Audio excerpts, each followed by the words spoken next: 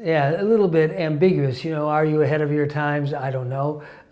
Probably yes, to a degree, and it's probably true still today. But see, we were always working with a small group of organizations for whom this was really the way they were trying to work. So you could say those organizations were ahead of their time. So we were not out of sync with the organizations we were working with, but they in turn were quite far ahead of the mainstream. And there's an old joke in the tech world that the future is already here. It's just not evenly distributed. So the future is over here and over here. So I think we've always been focused on those pockets. And so relative to those, we never felt ahead of our time. But of course, those pockets of innovation are very different from the mainstream. And probably still true today. I mean, it was very evident even when the ideas were starting to become popular in the 1990s, that they were radical.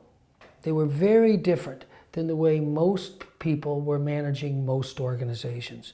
So it was quite obvious that this would take a few generations before it started to have more widespread impact. And my own work has very much been focused on primary and secondary education, because I think it's unrealistic to think any radically different set of ideas will ever be in the mainstream in the work world, in the world of business, of adult organizations, if they're not embedded in the schools.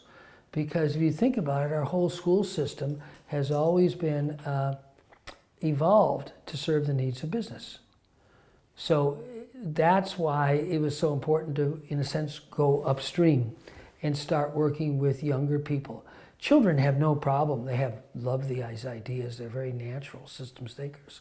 But the problem is once they've been in school for 10 years, it's pretty much been destroyed.